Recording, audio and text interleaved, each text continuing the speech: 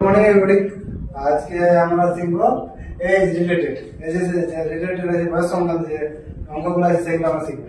তো তার আগে আমরা বলে দিই যে নবোদয়ে আমাদের ভর্তি চলছে, নবোদয়ে মানে অ্যাডমিশন ফর্ম ফিল আপ চলছে। যারা ভর্তি হতে চাও, যারা ফাইভে পড়ছো, যে সমস্ত ভাই বোনগুলো আছে তাদেরকে আমি বলবো ফর্মটা ফিল আপ করতে। দেখো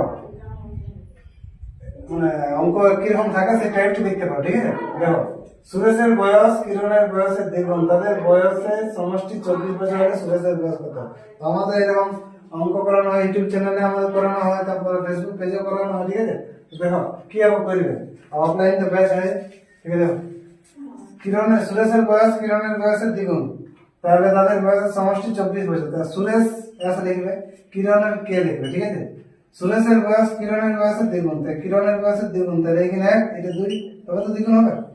টোটালটা বলছে কত? 24 বছর। 2 আর 1 3, 3 সমানে এখানে 24। এটাই বলেছে কোশ্চেন। কোশ্চেন যেমন দেখবে আনসার সেরকম হবে, ঠিক আছে? 3 এ বলেছে 24, তাহলে 1 অনুপাত সমান কত হবে? আমরা জানি 8 হবে। 3 8 24, 1 অনুপাত 8। সুরেশের বয়স কত? সুরেশ কত আছে? অনুপাত 2 আছে। 2 সমান কত হবে? 8 2 16, 8 2 16, 16 অপশন আছে, দেখো 16 অপশন। এরকম ভাবে করতে হবে, এরকম সঠিক অঙ্ক করানো হয়। তাই তোমরা যারা যারা ভর্তি হতে ইচ্ছুক তারা এই নাম্বার